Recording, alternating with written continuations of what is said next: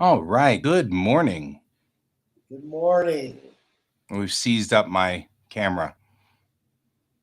I'm not sure what happened to my camera. And I'm ringing. Hang on. I'm fixing problems here.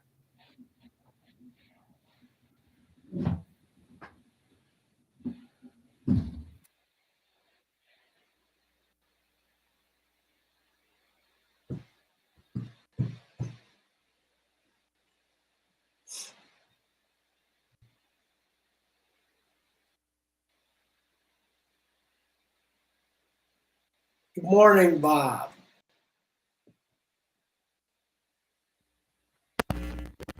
Good morning, Bob. There we go. I think those are two problems that are fixed. Should be able to hear me relatively well now.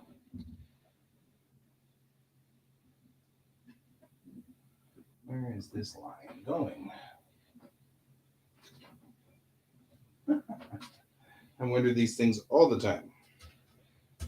That's my auxiliary. I shouldn't need to worry about that at all.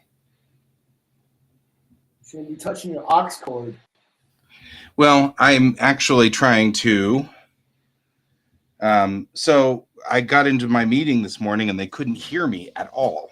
Uh-oh. And so I was adjusting the microphone and stuff like that to turn up everything.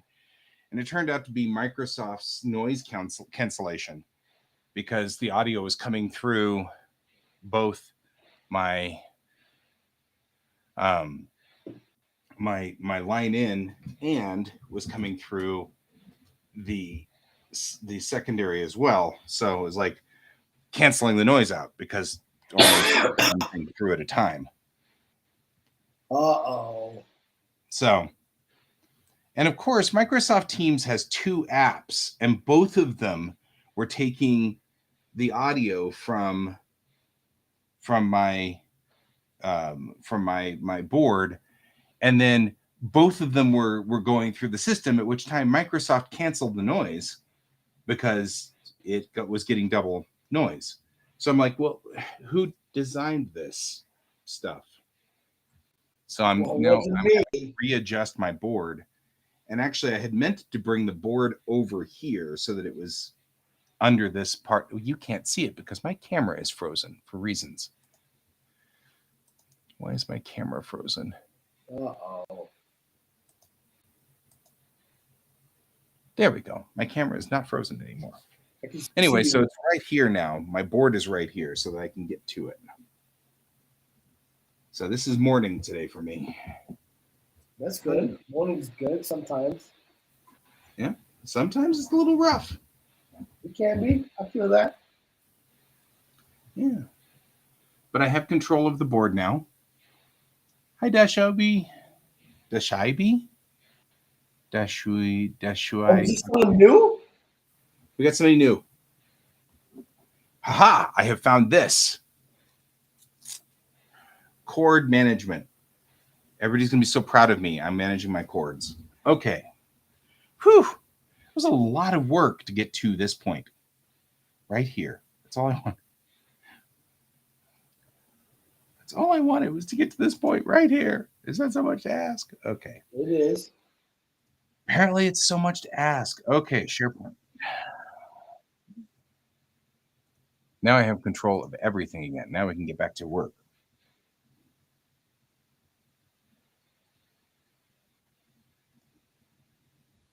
Oh, we've got to start all over because we've got a new picture to do today Oh yeah, because we finished 8 illustration. last night or 7 Yeah, last night. So we are on to picture 8. or not 8. We are on, yeah, I know, Microsoft Teams. Now it looks like, though, I'm going to have a new job, which is to go around and film segments of the company's video newsletter, which is kick butt. I love this plan. All right. So we're done with illustration.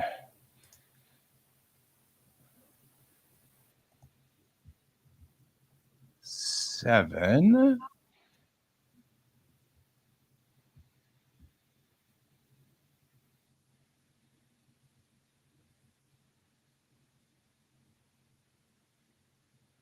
And Ron is super, super happy with 7. His statement was, illustration 7 is truly awesome, as have been all the previous pieces. You have such a great feel for those characters of Nancy's. Thank you so much. Only 2 more to go. And then we can talk cover. Ugh, cover. Yeah. I'm so intimidated by covers. I hate doing book covers. Why? So intimidating. I mean, not bad. Just intimidating, right? I know, but why? Can you accurately sum up the reason why you're fearful of them in words? The reason why we are here? No, can you accurately sum up the reason why they are intimidating in words?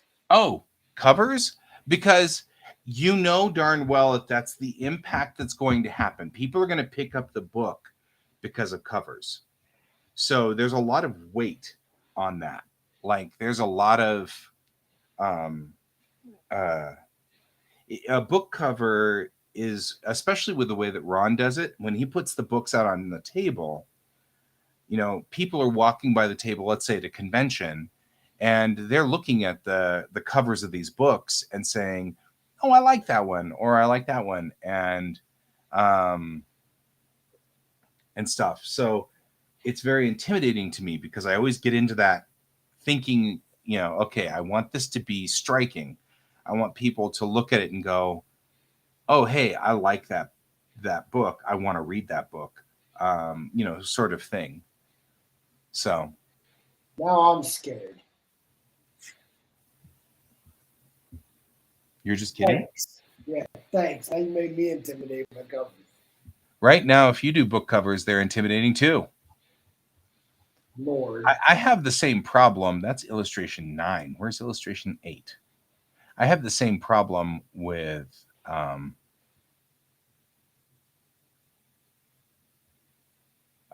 my own covers for my own comics.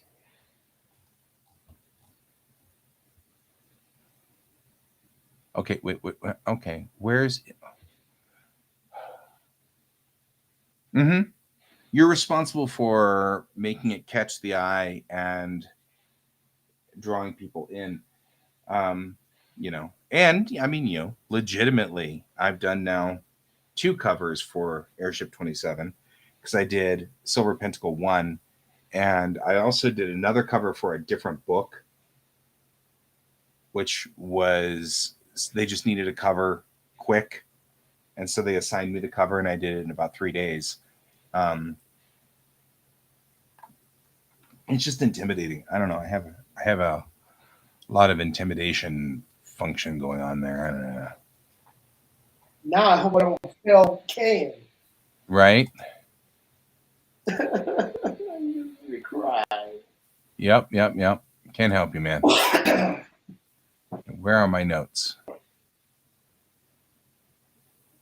Whew.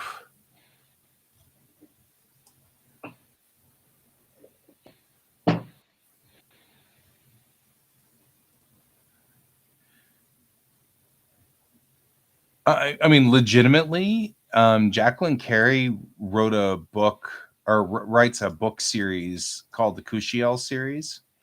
And I literally picked up the book because of the cover. Because it was on the shelf and they put the main character is Phaedra and she has a rose tattoo on her back and they have her, covering her chest but looking down. And it's a painting with this rose tattoo along her back and they put it on the spine of the book. And so you've got all these spines that are just words, words, words, words, words, and then this lovely painting of this woman with this rose tattoo on her back. And I was like, huh, And I was like, I'm interested in that. That looks interesting. What is that? And then I'm glad actually what had happened was I got stuck on an airplane flight and I was stuck in Phoenix on a layover, which is good because that's all I had was that book.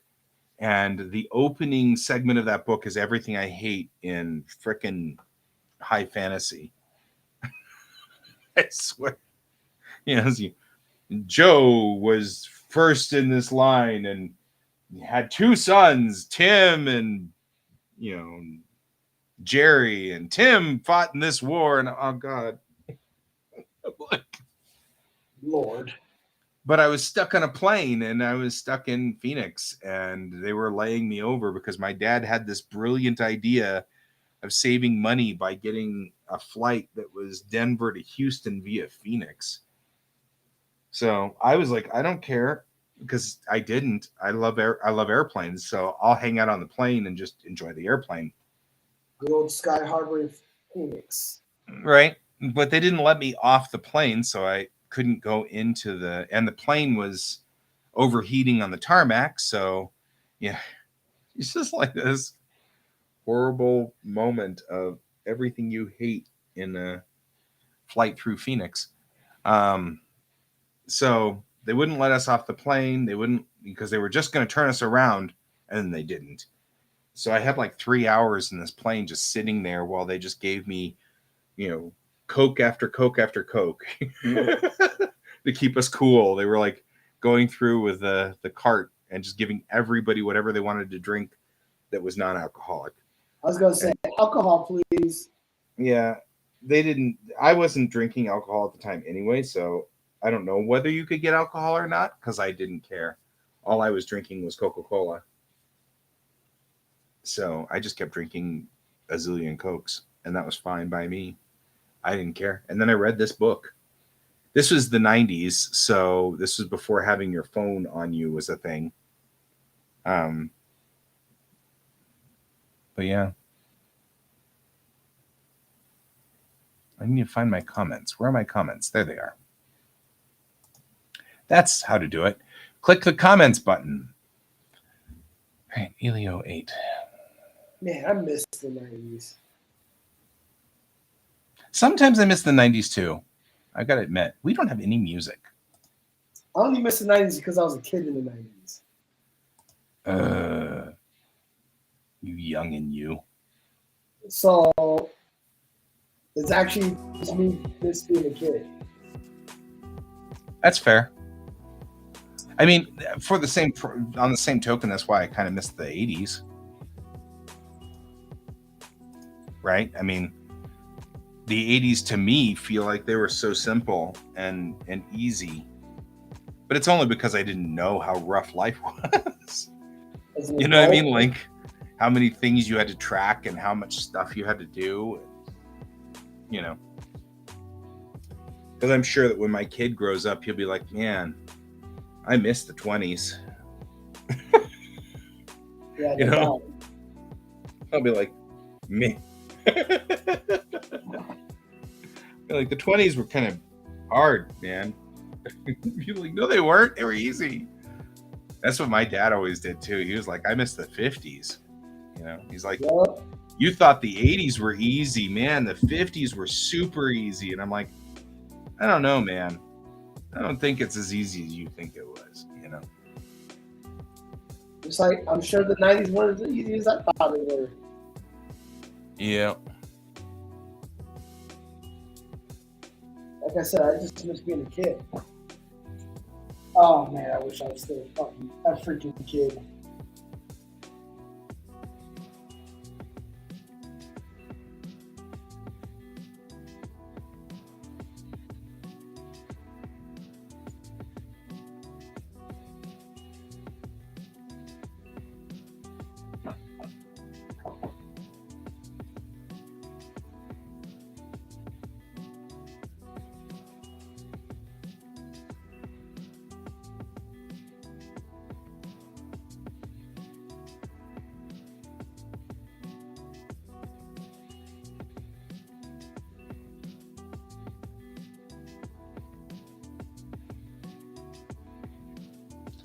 I am reading.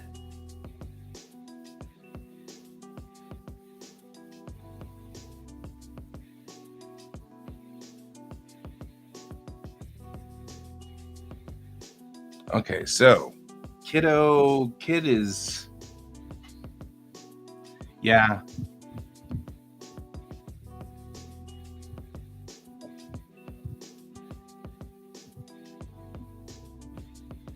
Well, I think it's all about being a kid. Oh yeah, most definitely.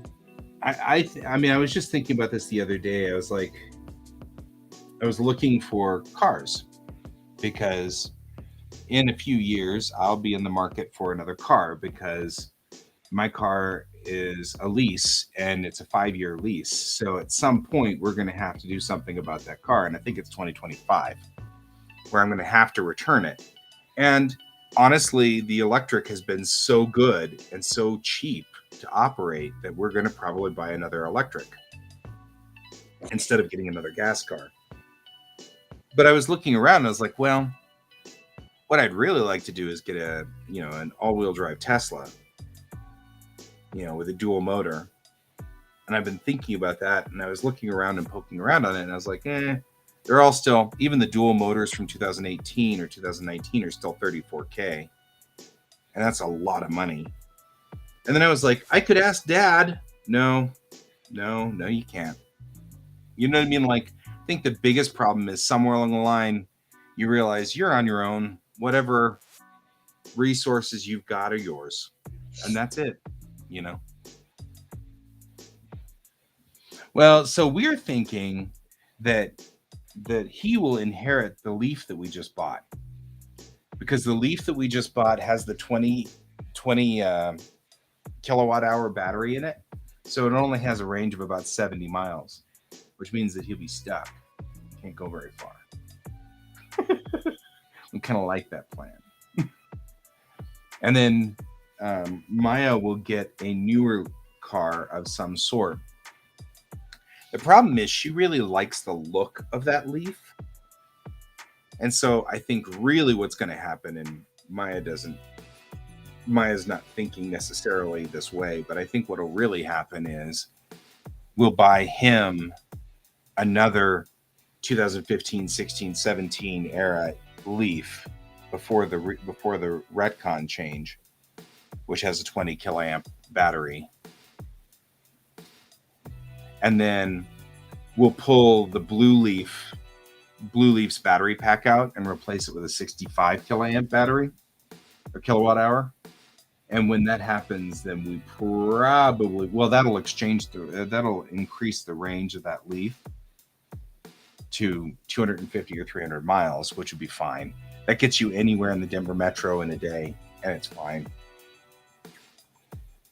We might have to change out the Chatamo charger too, because I think they put the low wattage charger in it, which is silly.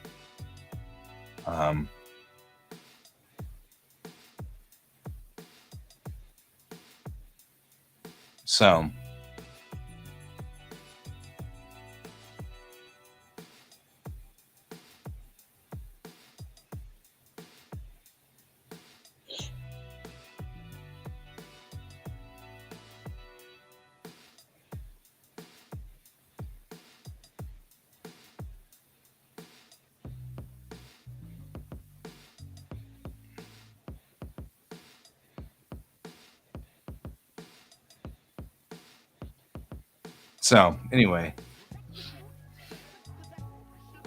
Well, and I mean, here is the reality of this one. Once we've done a battery swap on Mariah's car, then I can leave it up to the kid to drive down to Aaron Holdaway's place in the Springs and help Aaron swap out his battery pack if he wants to do that. Because legitimately, electrics aren't going away. They're easier to maintain, they're easier to run. They don't have as many parts. They're so much better in so many different ways that the only problem with them is the battery packs. So being able to swap out a battery pack, the motors, because the motors don't run at 475 degrees Fahrenheit, the electric motor will last forever. Like literally last forever. They'll need a brush change out the brushes at 1,000,000 miles. So he could technically get this electric car and drive it for the rest of his life, technically speaking. You know what I mean? Like, I'm sure that pieces will start to break down in the like the bearings of the wheels and stuff like that at some point. But that's my thought is like, I mean, but the truth of the matter is learning how to swap a battery pack on an electric, that's going to be the big thing because you're not going to need to swap the motors. Those motors will be fine.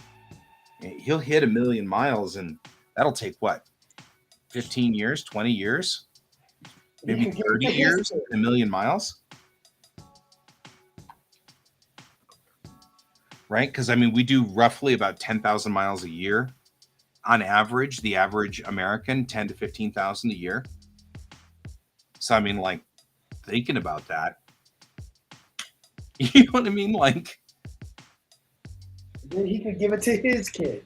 Yeah, your mileage may vary, but I mean, the thing about electric cars that people aren't seeing is, people keep comparing electric cars to gas cars, and they just aren't. This is an entirely different creature. I mean, people keep doing it still costs as much in resources. I'm like, yeah, but you're going to keep an electric provided you don't break it. You can keep that electric for literally 30 or 40 years, and it can be your daily driver. So, I mean, there's nothing that says you can't. Yeah, I mean, because the motor is not going to give out for 1,000,000 miles. So, you can sit there and talk about the resources and how digging up battery whatever is just as bad for the environment. Oh, I noticed that people keep bringing up like lithium mines, and nobody talks about oil fields. Because of ignorance. That won't be a problem for much longer, Bob. I mean, legitimately, there's a company that has already figured out how to make batteries out of salt water. It's just that they're too big right now.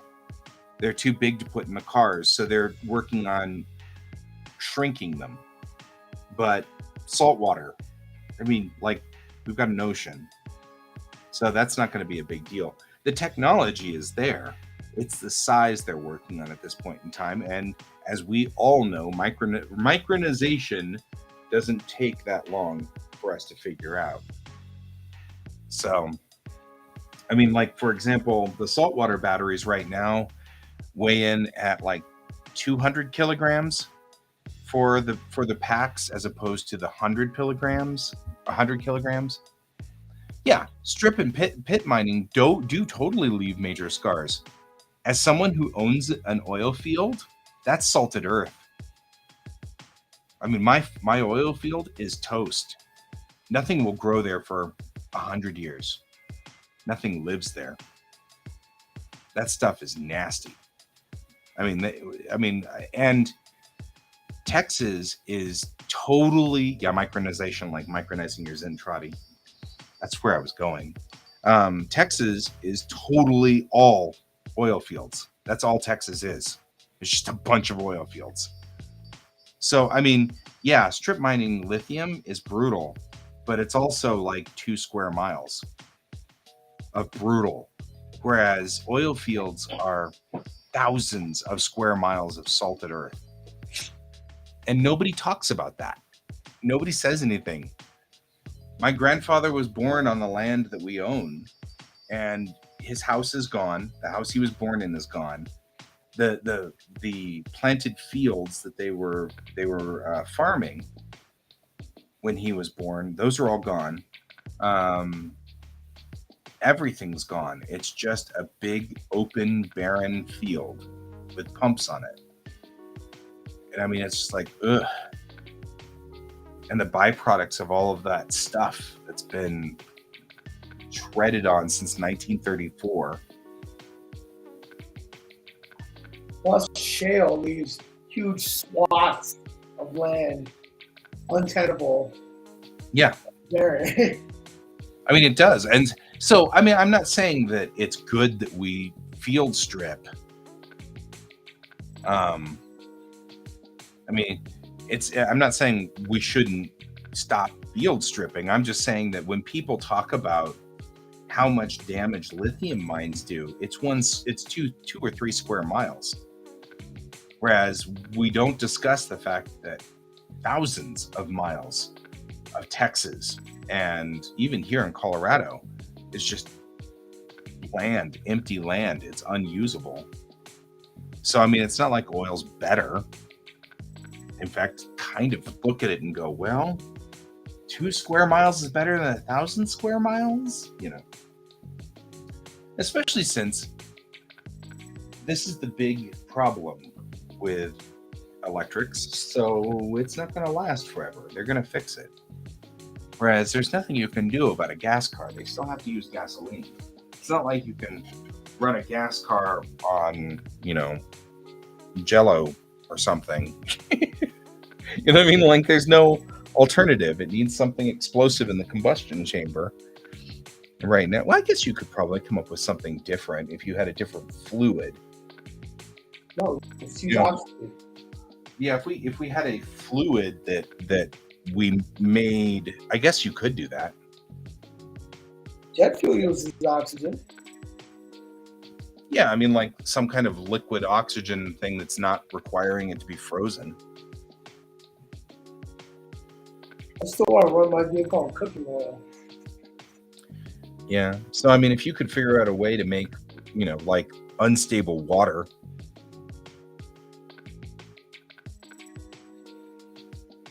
That actually isn't a bad idea. Unstable water. You know, it's just hydrogen and oxygen. Yeah, less, because I mean, water is the most explosive thing. It's just that it's not.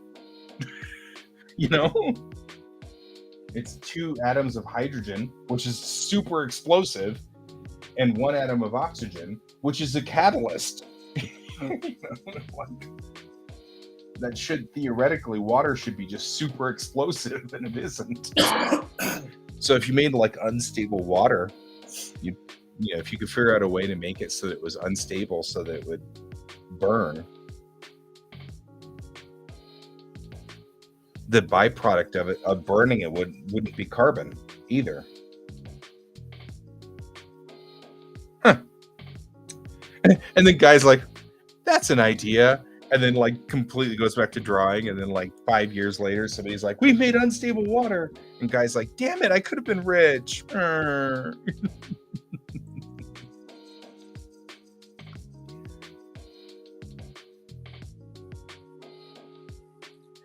I will add it though to the list of weird things that exist in the.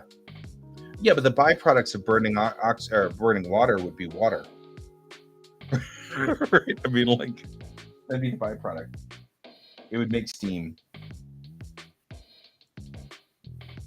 Because you can't make something from elements that aren't already there. So it's already oxygen and hydrogen. So the thing, all you're going to be doing is rearranging its chemical structure. That's not bad. I like this plan. This is a good plan. I have created stuff.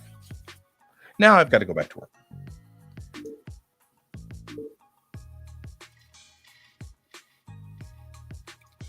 And David's back. Am I back? You're back now. Lost you, man. Oh, shoot.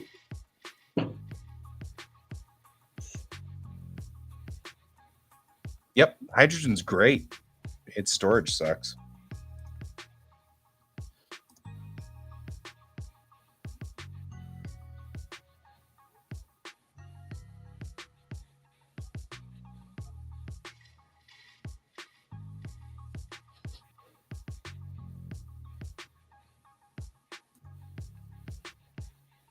You know, we Warning. can get all the energy we need from the singularity. I don't know why we just don't go that route.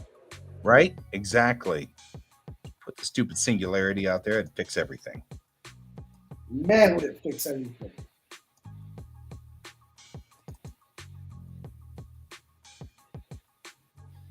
Warning.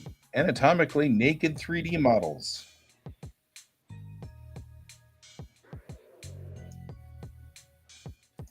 I mean, just the thought of having over 200 trillion, quadrillion gigajoules of energy at any second. Man, that sounds real good.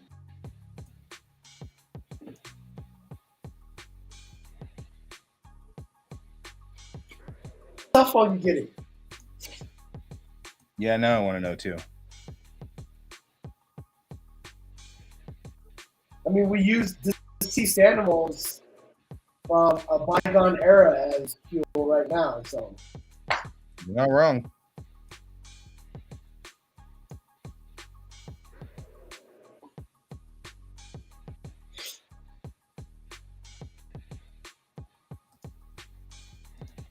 So instead, if we could use the gravitational pull of the singularity, that'd be nice.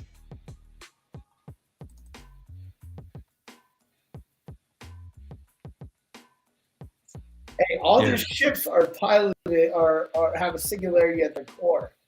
A small one, but all the ships do.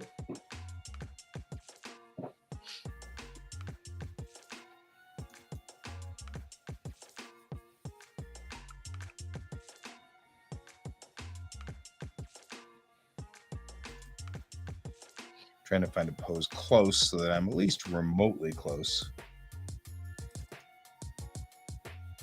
I know someone's gonna bring up antimatter. That's too unstable. Yeah, well, not that bad. George has decided, of course, to take over my chair. Because he's George. George again. Also agree with the nuclear reactors in cars.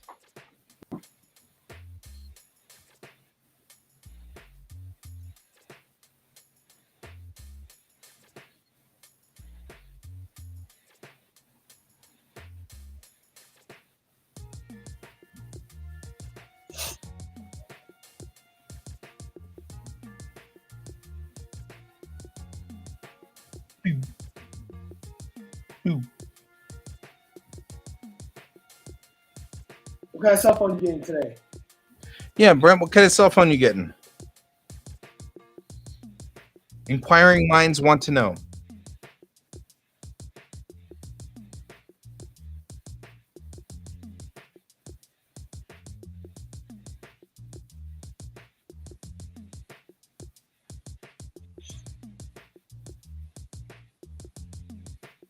Isn't 0 point like too hypothetical though?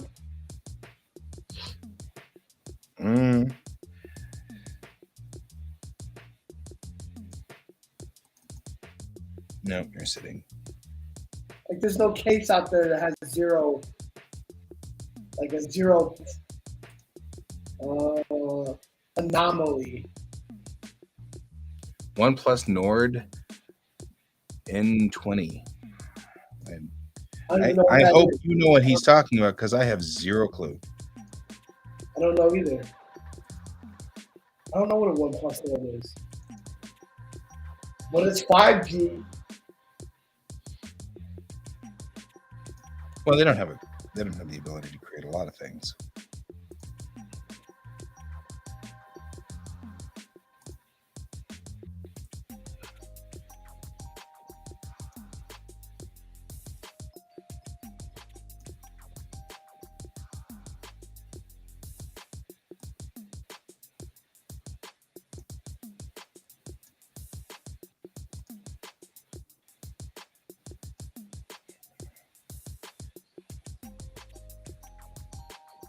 Yeah, but how would you go about creating 0-point energy? That's my question. We know how to make antimatter, and we know how to store antimatter.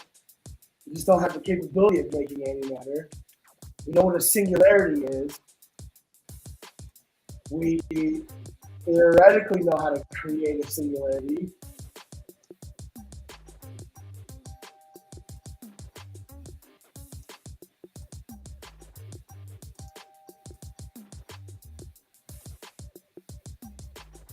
Are you talking about antimatter? Or is antimatter just a theory too? Good questions. Good questions.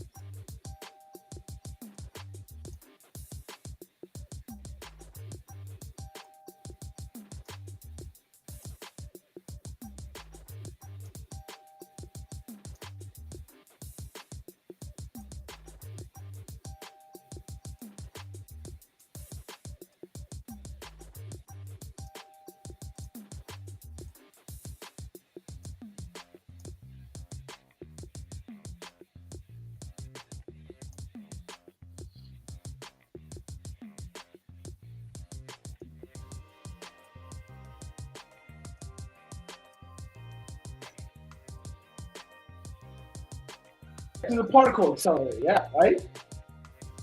You can store it in plasma, but we can't. Plasma is too unstable to store. But I think you put like an envelope of plasma around antimatter, and you can store antimatter. We don't know how to stabilize plasma enough to store it in any form.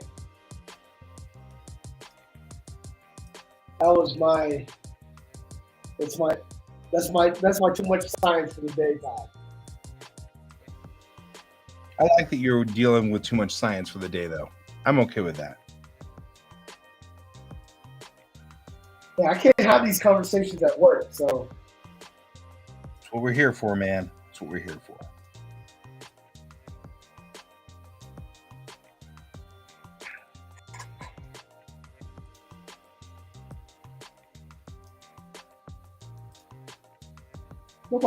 Nobody at work knows what a singularity is.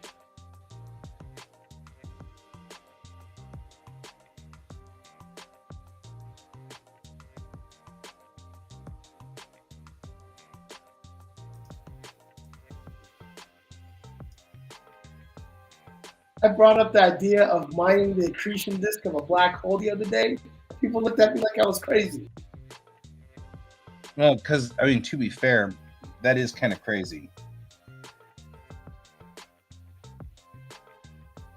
Things that are moving there are moving really fast. So, you better be a good pilot. Just saying. Just saying.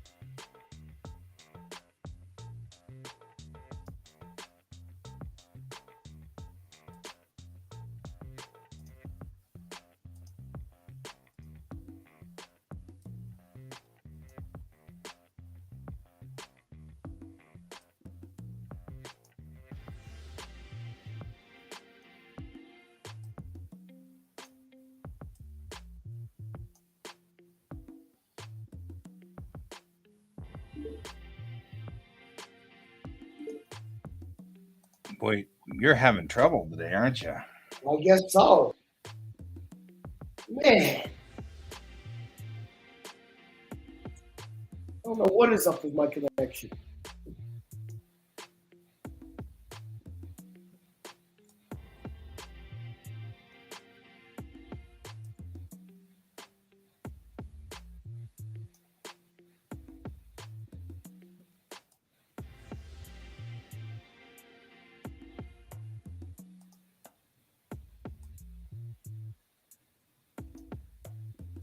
If I drop out again, I'm sorry.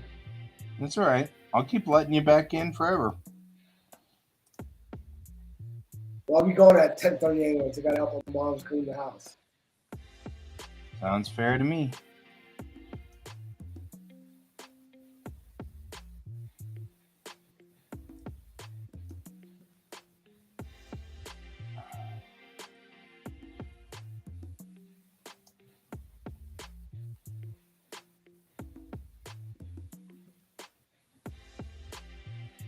Yeah, Bob's saying it's very expensive to get stuff from the accretion disc. He knows because he played it in a role-playing game once.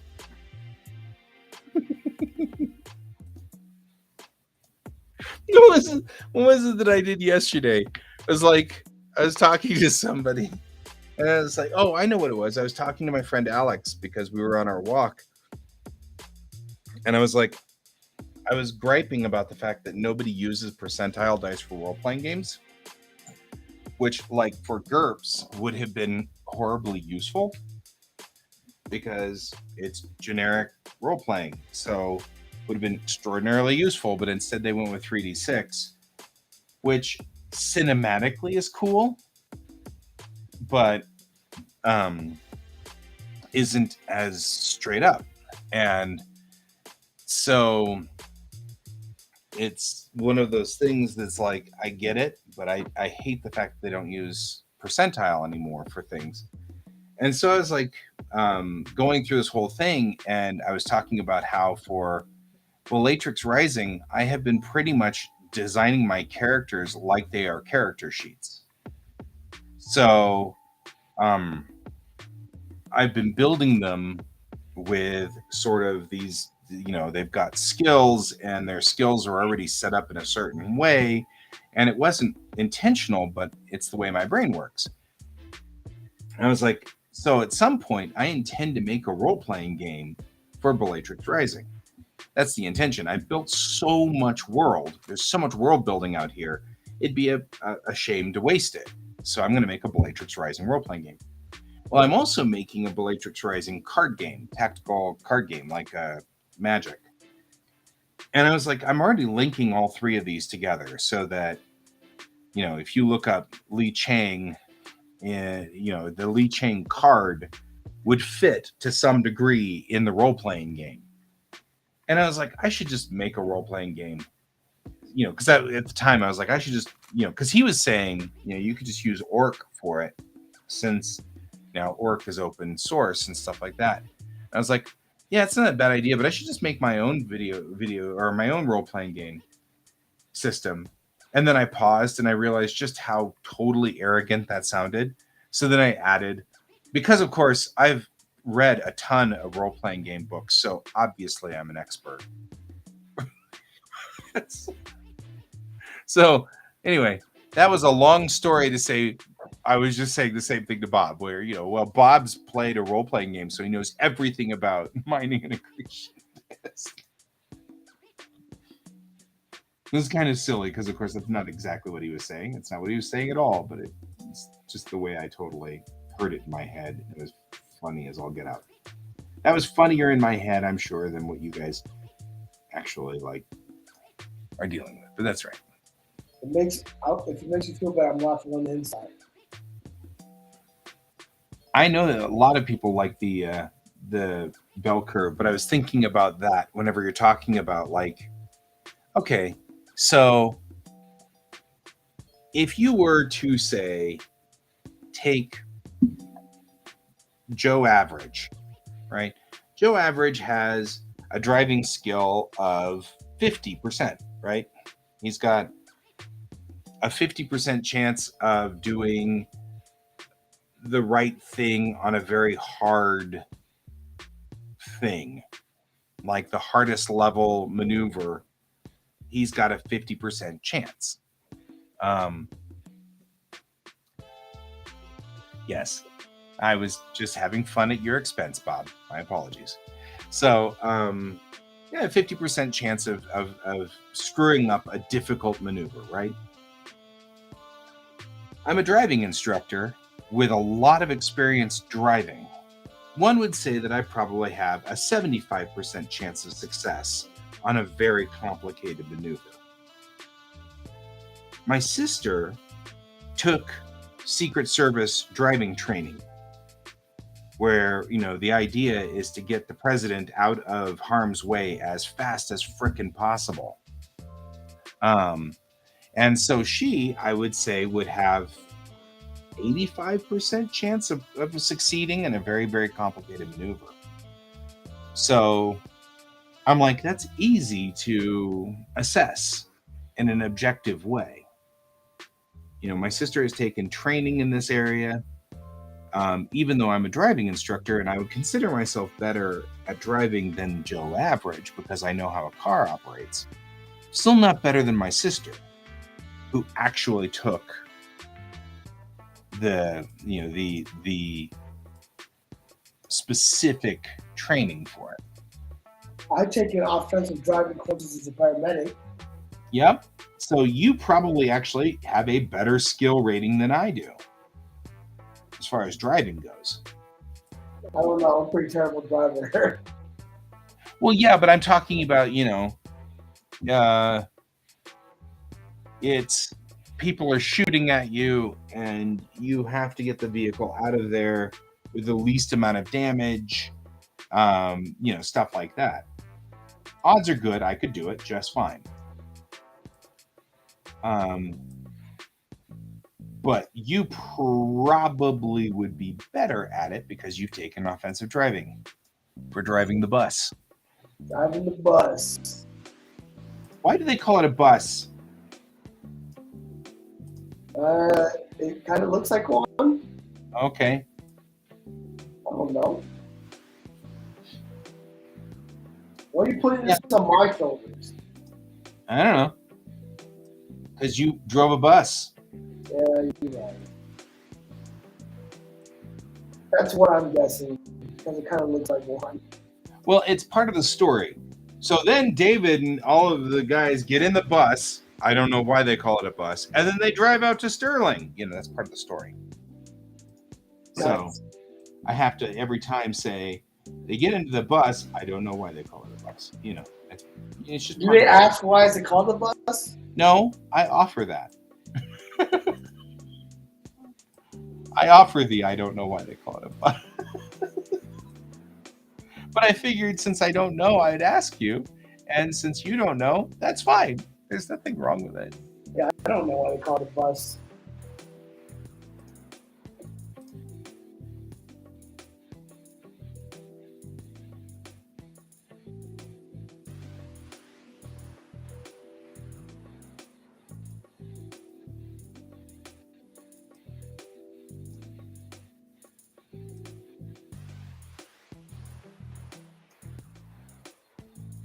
I have no idea why you call it a bus, but it's okay. I don't need to know. Maybe a fish of any sort.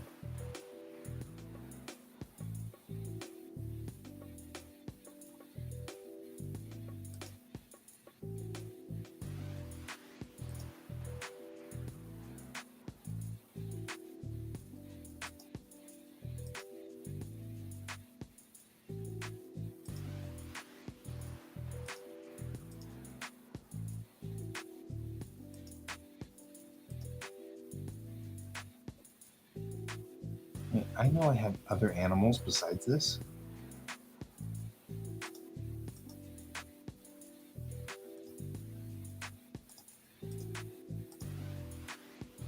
All right, well, I'm taking off. I'll see you guys later. Laters, dude. Thanks for joining me. Always a pleasure.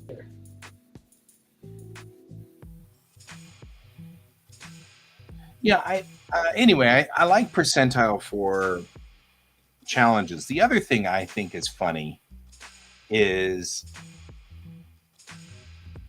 there are all these specialized attack stuff, and I don't know why that's not a skill. You should have your strike skill and your ranged skill. I mean, there once was a game which was like throwing and stuff like that. But I feel like that's still ranged, right? And I feel like a strike skill is your skill when I take my fist and I hit you in the head with it, you know? And then a range skill is an intelligence skill, right? Because I need to know, even with a weapon, I need to either lead you or I need to adjust for the angle of the planet, gravity, things like that, wind. It's all that's all intellectual. So yeah, that's all percentile. That seems like a percentile thing. Like for me, I have a pretty solidly awesome bow and arrow skill. Like with a bow and arrow, it's a specialization, but I can actually shoot pretty well with a pistol as well, you know?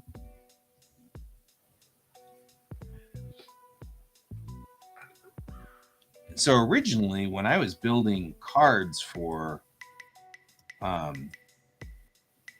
need a fish. Where's my fish? Why don't I have fish? Don't I have like fish somewhere?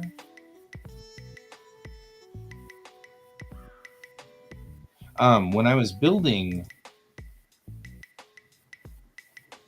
the original game for the card game for Bellatrix Rising, I had PSIM, which stood for physical, social, and intellectual. And I figured those were your three main attributes, right? You have your physical attribute, which is strength and dexterity and things like that. Then you have your social attribute, which is how well you interact with other people and influence other people. And then you have your intellect attribute, which is how well you read books and, you know, how well you memorize facts and things like that. And how well you can cognitively process. But if you think about the way we humans operate, we tend to be one of those three types of person. We're either the physical guy, that's the guy that did like a billion martial arts and stuff like that. And every so often, you'll get people who are strong in all three. I think Alex is strongest in physical and social. His intellectual is behind, but by behind, it's not. I'm not saying he's dumb. He's just his intellectual level is of the three the weakest, but all three of them are pretty high. Right? And I'm pretty high on the intellectual and social, but my physical is complete trash. It's like, right? That was my dumb stat. But you could see it in like the saves would be in there too. Your physical would be, how much damage can I punch you with before you get killed?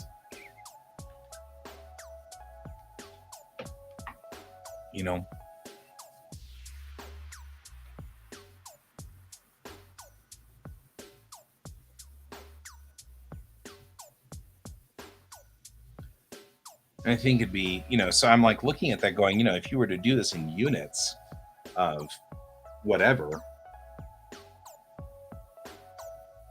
you'd end up with, for example,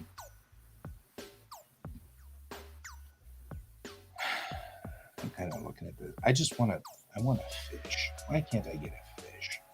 I know I have a fish. I just don't know what happened to my stupid animals directory.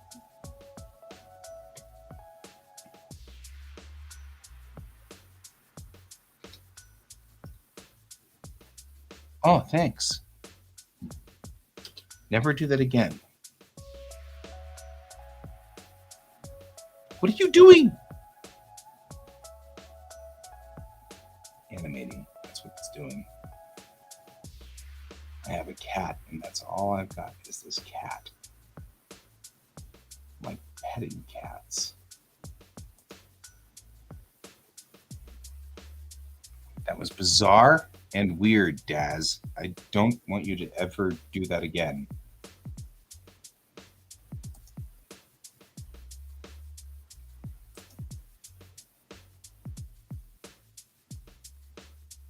Um, but yeah, I mean, I'm thinking about this. I'm kind of like, those are all just people. I was like thinking about the way that it just kind of sets up. It's like,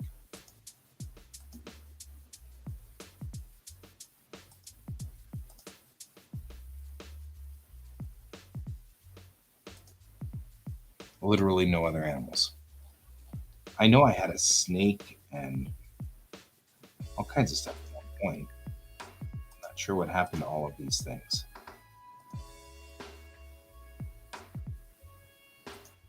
I'm not sure I have a dolphin, so I'm kind of doing the don't want to search for dolphin because then it'll come up with nothing. Because I could take a shark in this instance. Yeah, the maquettes are revolting.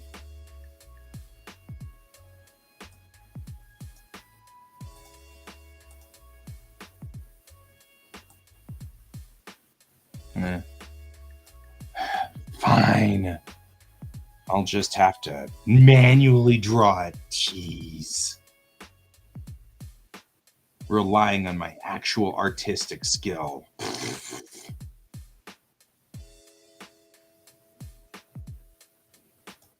What's the world coming to?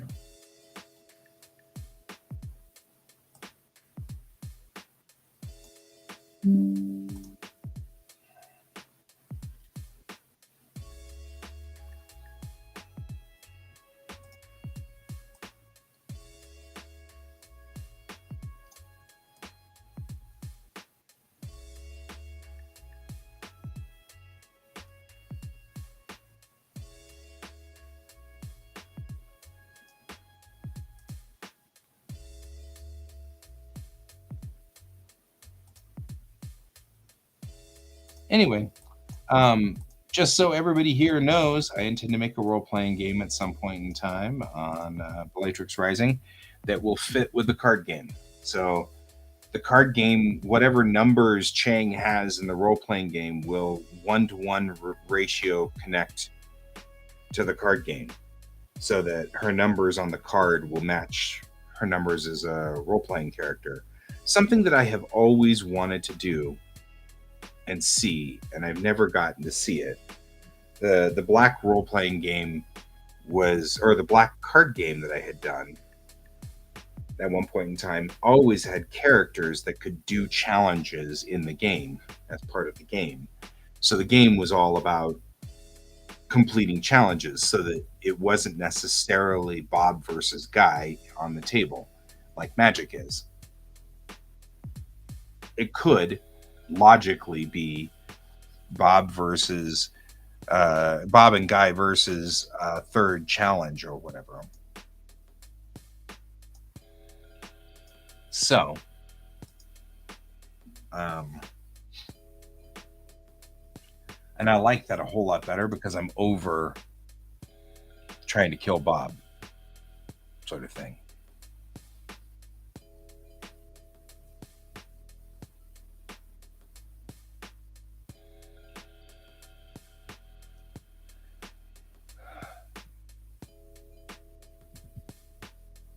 Yeah. Well, that's what started it. So Star Trek CCG did not do what I wanted it to do. My buddies and I were playing Star Trek CCG in the 90s, and it was not as cool as it should have been. It should have been far cooler. It should have been a whole lot better than it was. And it wasn't. It was not cool enough. And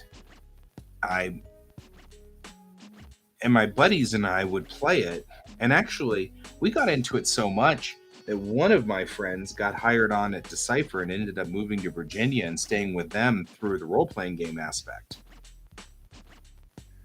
But there were limitations to the mechanics of Star Trek CCG, which is what started me doing Black in 1998, which Black is in Into the Black, was the name of my card game.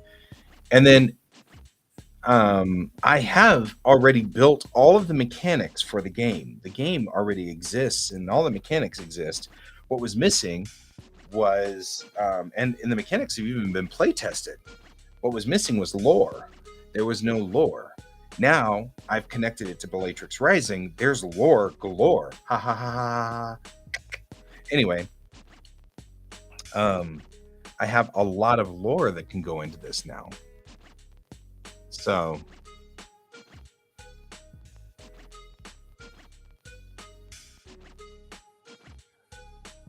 anyway,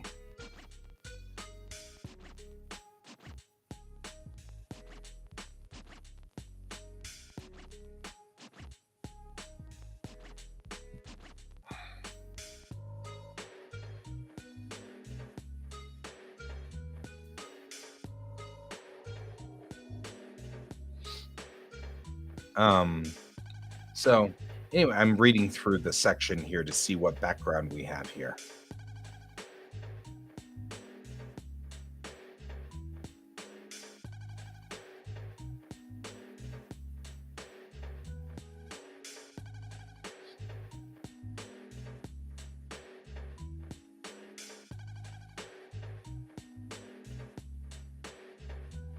That's all right. I'll reach down, kind of single finger, concentrate, and so and then.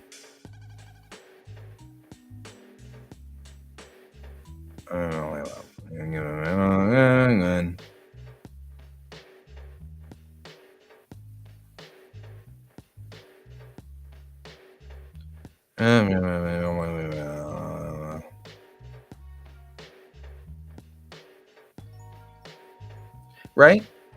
Like, but you think about it, it would be so easy. If you have the hardest task, you rate these from easy to hard, right? Hardest task. You are, I don't know, cooking, right? If you want to cook normal food, right? Normal food will give you a plus 20 to your roll. So if your roll is average and you have a 50, then you have to roll a 70 and under, right? That means you have a 70% chance of cooking normal food without a problem. But if you want to make a souffle, that's a very hard thing. So you have to roll 50 and under, or something like that. It's very simple, And as a chef, everything shifts. So you take your skill, and a very easy is, let's say, plus 50, right? Or plus, let's say plus 40 is very easy. Very easy is plus 40. So your target for this very easy thing is, because you're making mac and cheese, your target is 50 plus 40, so 90. So you have to roll 90 or under on percentile. The odds of you burning mac and cheese are pretty slim, right? But if you've never turned on a stove before and never cooked, your default to it would be like 10. Still very easy, gives you a 50% chance you'll do it right? And if we take that and directly relate it to the skills that we've got in our existing skill tree, the white level would be like 25. And then yellow is 30. And then orange is 40. So all of those awards that we were just seeing, we were just talking about all the awards that the character had, each color level would represent a different percentage on your percentile dice. And we are done. It's easy. It's already put in, It's already plugged in. The system's already plugged in. Because the idea I was originally doing was setting this up so that each one of my characters could easily be plugged into a role or to a card game. So I don't want it to be complex, because if it's complex, you can't fit it on a card. You need to be able to fit it on 2.5 inches by 3.5 inches. Right?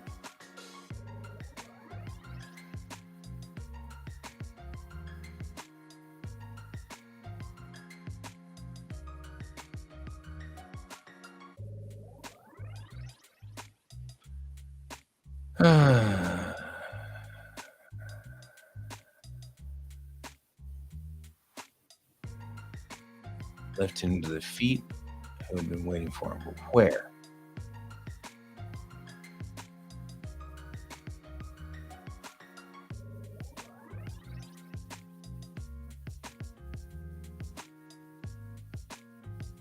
So, yeah.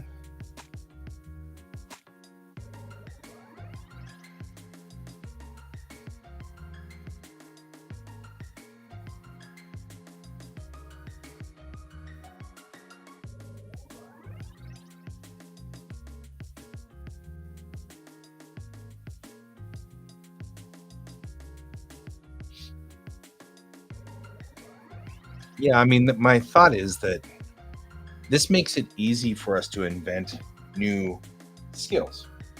You know? And I had already set up the system to be each level of skill is 10,000 hour or 10,000 hours or whatever that is somewhat bogus, but at least a good concept, right? So yeah, white is 10,000 hours and yellow is 20,000 hours and orange is 30,000 hours, etc., etc., etc.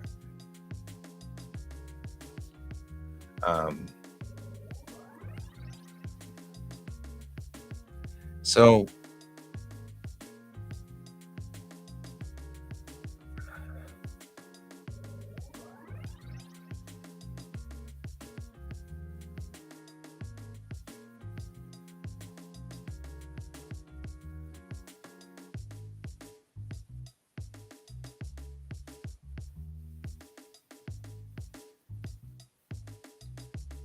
uh,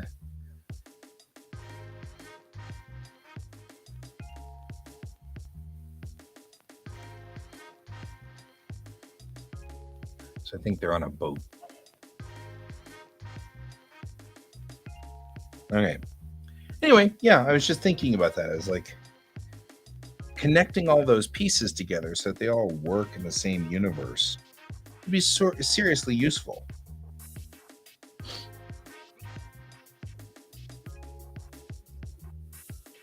All right. I'm going to put seaweed on him because I think that's funny. I'm just doing this so I'll remember that I have seaweed to put on this guy.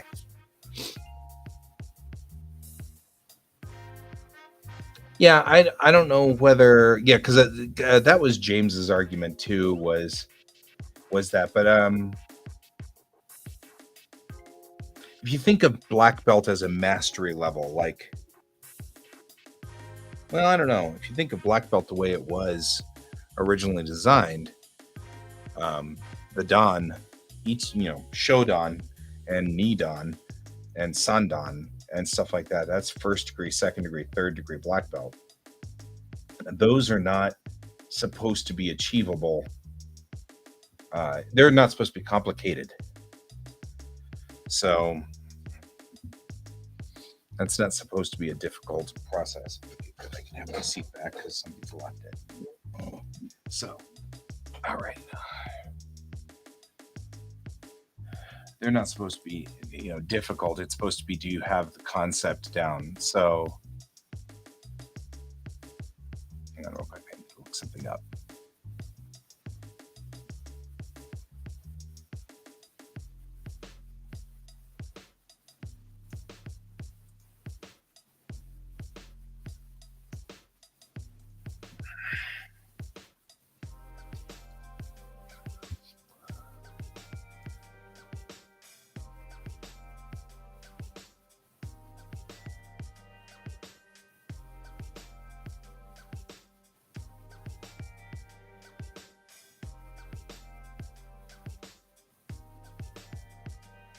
So,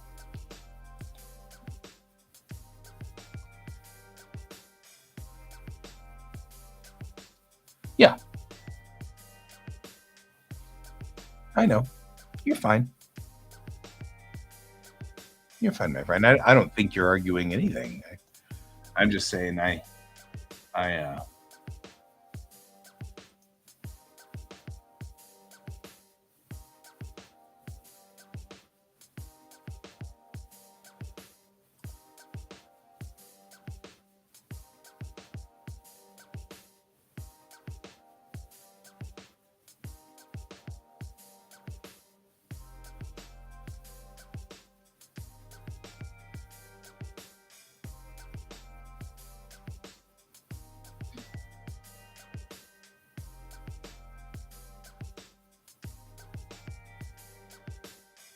I'm looking up selkies.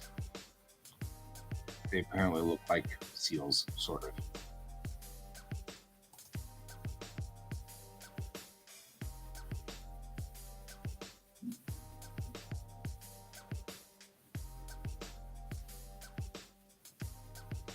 I say that because the character that we are drawing over here is a selkie. So there's that. And I don't know.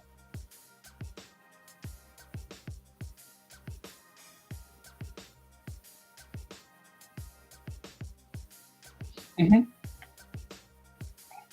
One of the things I really like about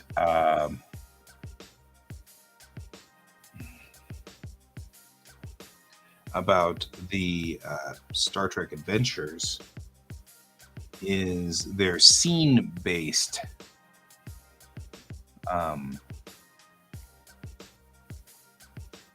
They're scene based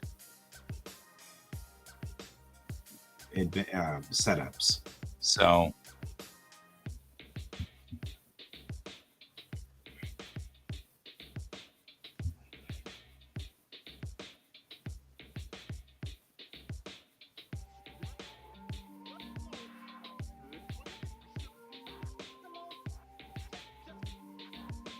the whole thing is based like a scene. So we enter into a scene. There are challenges in the scene that the character must accomplish, and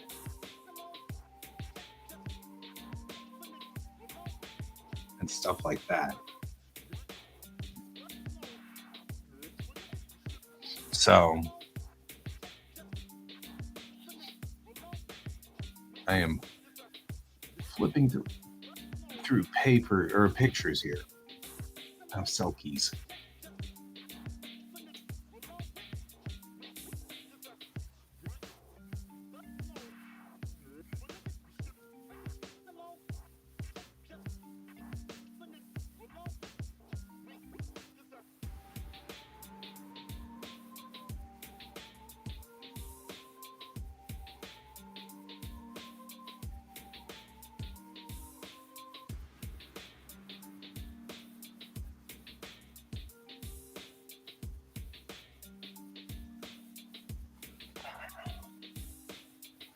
This is their first time meeting this character visually.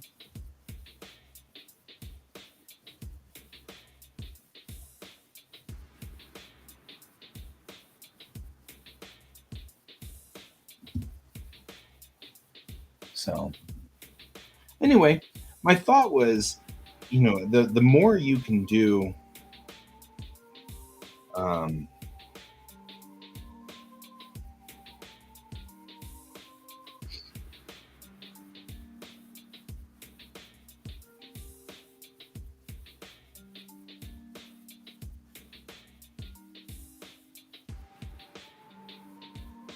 my child was marked tardy.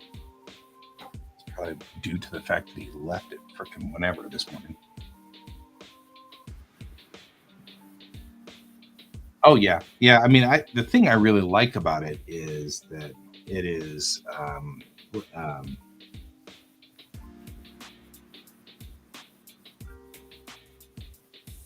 there's not much of a chin. Excuse me. The thing I really like about it, as far as system goes, is that it's not heavy. It's not crunchy. I like crunch a little bit, but I don't like it a whole lot because most of the time that's more math than I can handle.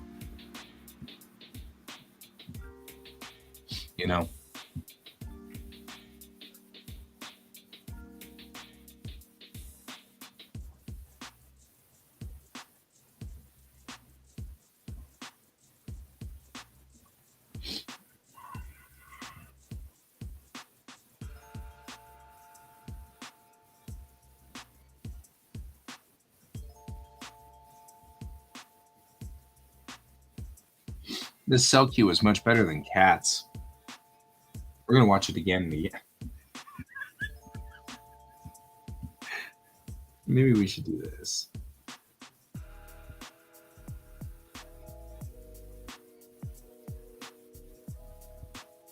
Maybe I go all the way up. So.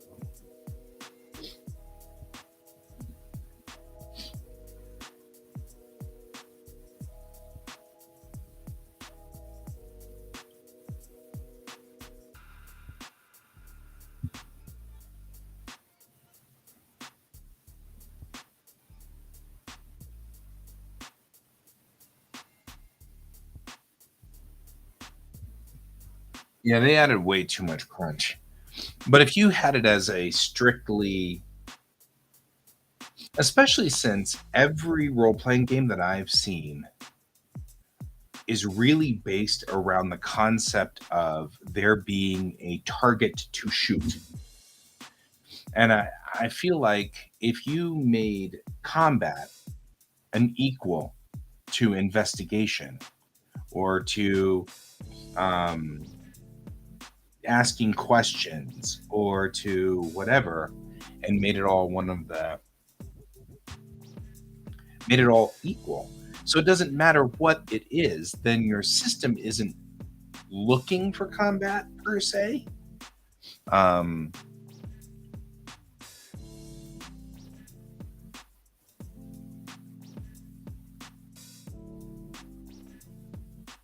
and so I'm kind of thinking that'd be kind of cool is if we could make it so that the system was independent, you know, not really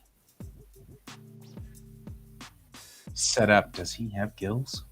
Would he have gills? I don't know.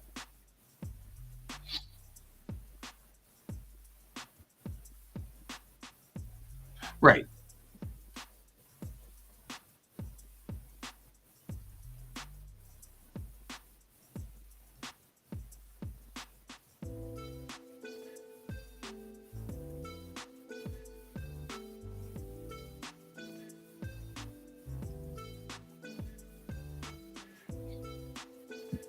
So, I mean, that's one of my thoughts.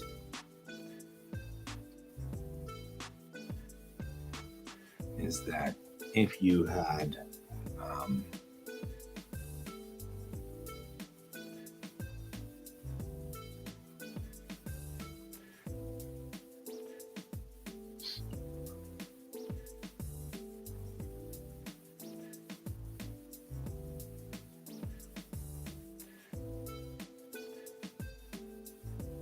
give him more of a bulbous nose, that way he's cuter. Because then she's going to want him to be part of the story from now on. So, give him the ability to be adorable. Otherwise, people are going to be like, he's too gross. I don't like him. You know, because he's half human, half Selkie.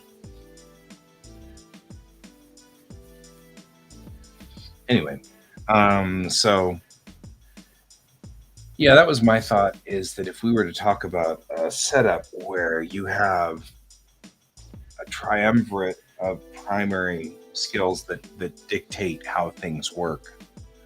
Um,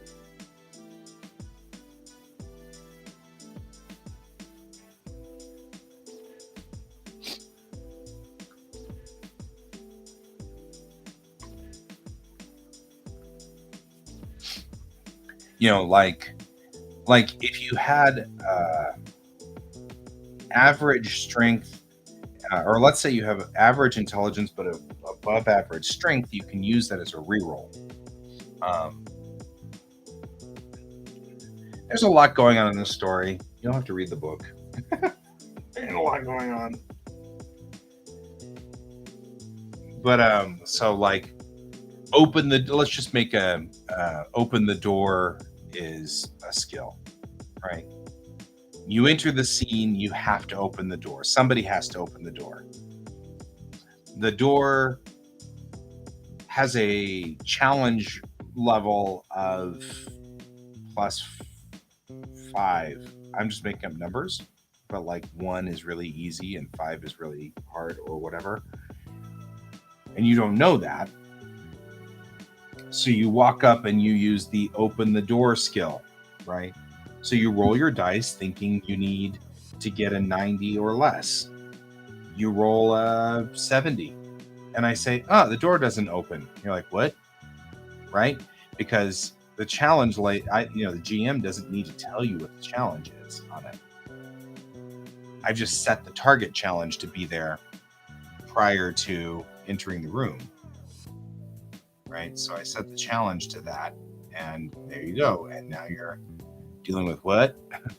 So then you can re-roll, but this time apply your physical strength modifier, which gives it a plus, let's say, 10. I'm just making up numbers, but you're strong, right? So you're applying the strength modifier to it. So now you can re-roll it. You can try it again. And this time you manage to break the door because it happens, whatever. Yeah, you do succeed the challenge. Right. But it has an unintended consequence. I think that would be a good, one of the things that happens in the Modifius system that I really like is threat versus, help me out here, Brent. What do you get? The players get momentum. Threat versus momentum. Right? Congratulations, you turned the door into a jar. Threat versus momentum. With momentum, on our side, we get momentum as players because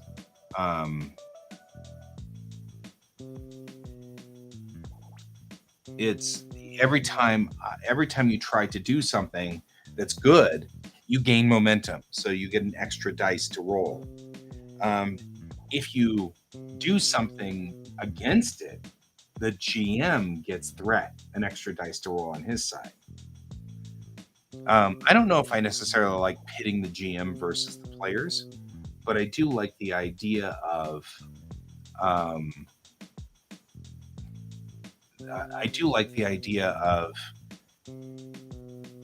an opportunity for your opposition.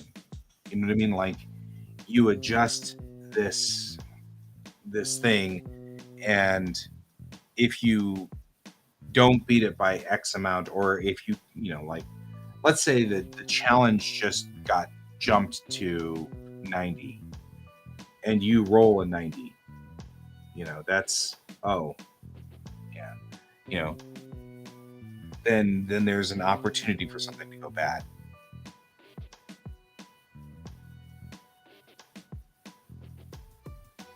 So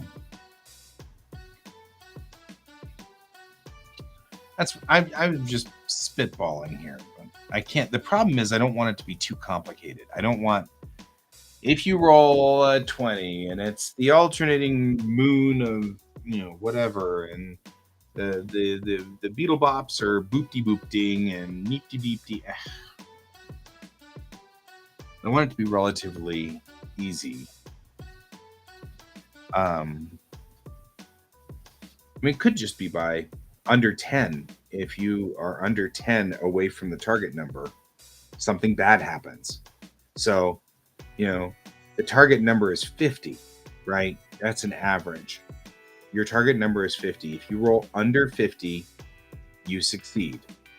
But if you roll 4250, something unintentional is going to happen that's probably not positive, right?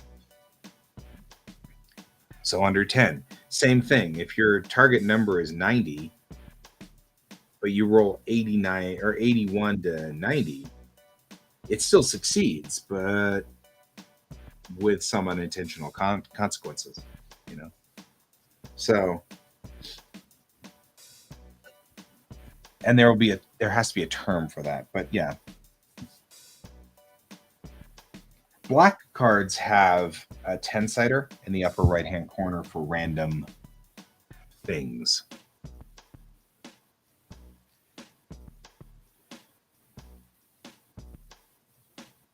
So randomness is built into the black card system, the card decks. I picked that up from a Star Wars game that was out a long time ago, where they had a randomizer on the cards. And of course, in Black's world, the randomizer isn't. It's a card game, so the randomizer means something.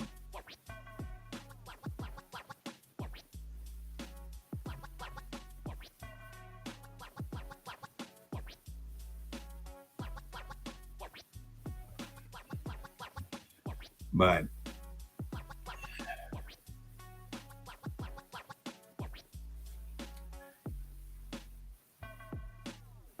I think so too. I think we could just make it, if you succeed, but if you get within 10 of the success rate,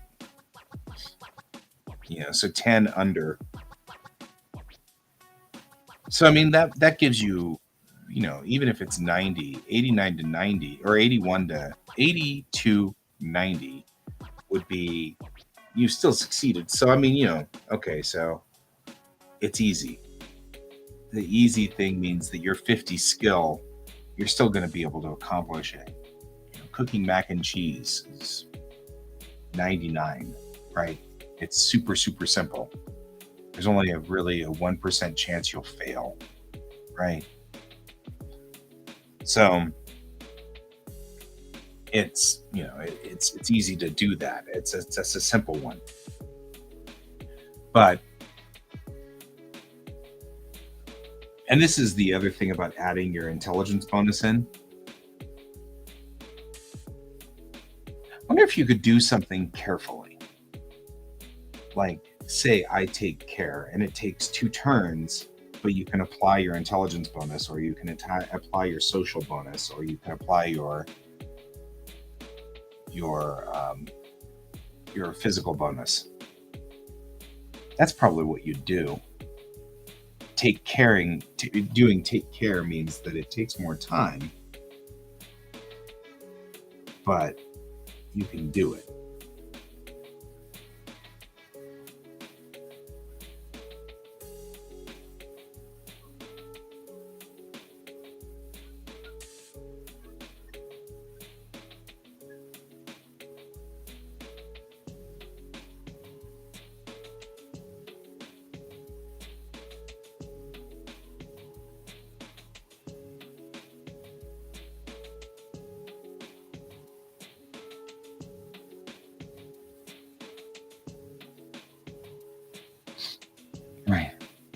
Right?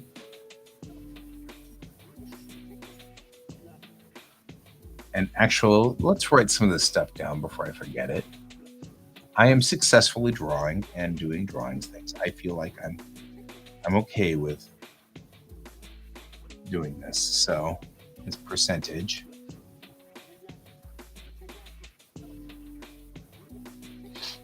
And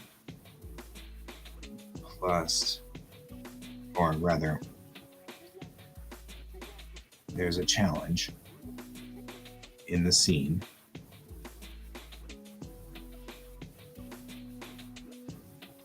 The plot, if you will, of the scene.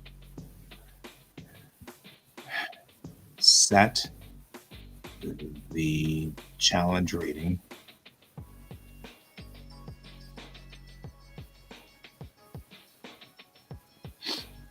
Easy equals plus, let's say 49. That way, if you've got an average, which is 50, you've got effectively, you'll be rolling a 99, right? And then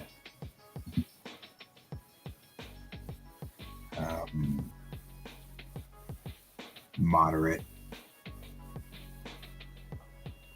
equals plus, say, 30. And then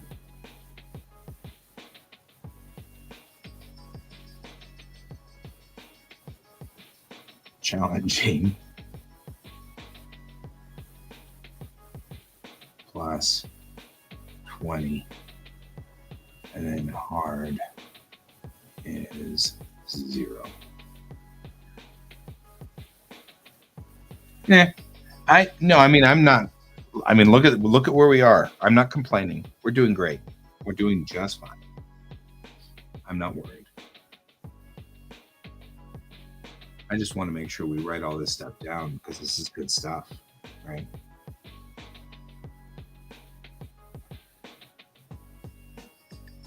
No, I don't. Squirrel. Legit, there's a squirrel out there. I'm just saying that there legitimately is a squirrel out there. Sometimes.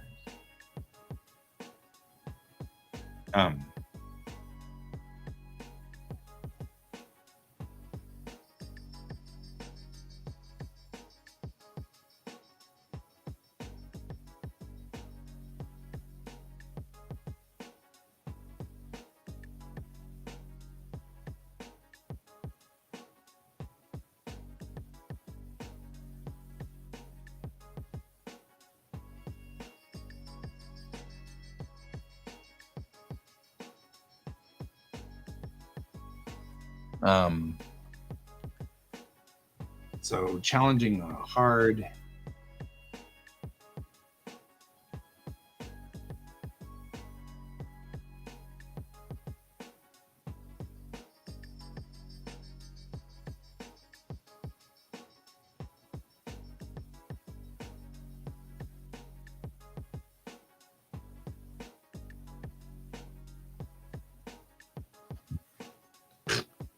Cross it out because it's not like we don't have the undo button.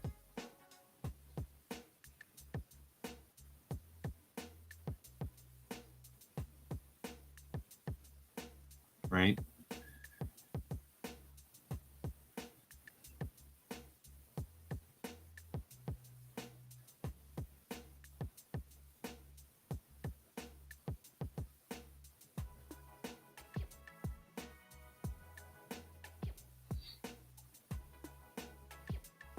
This way it's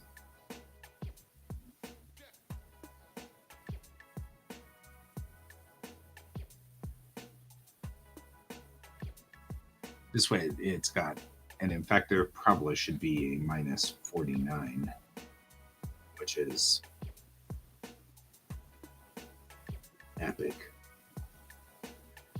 Right? That way it makes sense and it's balanced on either side. So,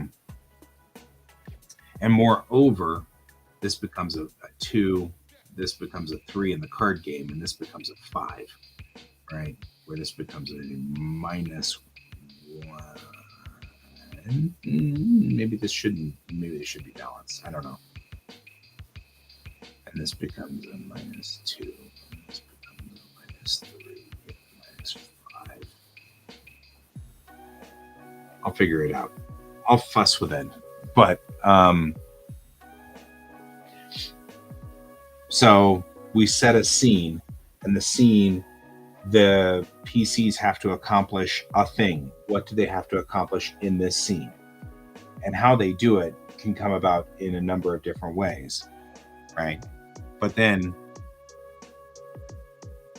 I had the word, which was careful.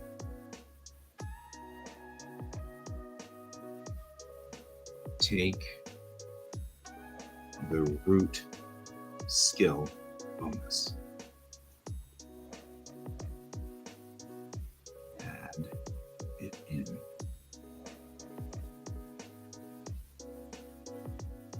Takes, say, 3 times as long.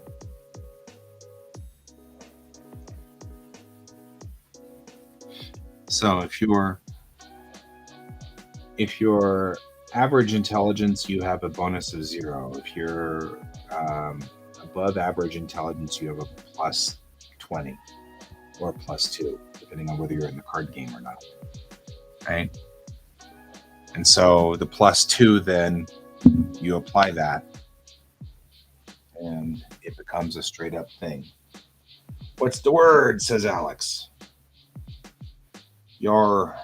Let's do 11, 20. Still in stream.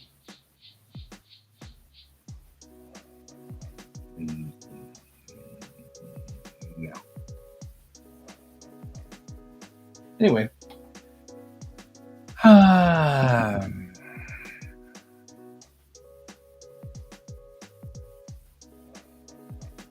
Then we have, of course,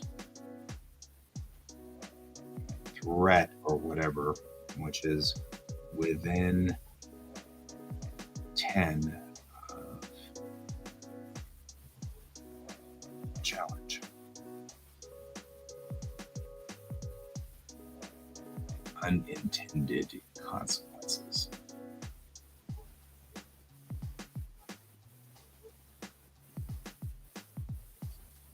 There we go. Good enough. Take a hike. Bird is the word. Alrighty. I'm out of here, guys. I'm OOH. We've done our bit for King and Country. I'm going to go for a walk. I will see you all at the rendezvous tonight. And that rendezvous would be here. No, tonight's Friday, isn't it? Holy crap, where did this week go? Oh my goodness. I will not see you tonight. You guys can all just go do your weekend things. So there. I'll see you all Sunday. Until then, as always, thank you for all being here, Brent and Bob. And I know we had a newbie here at one point early on, Dash UIB, who was new to the channel, and I hope we didn't scare them off by being particularly weird. But hey, maybe we did. If so, sorry, man. I am. So I will see you all then on Sunday, and keep your eyes on the stars. Bye-bye.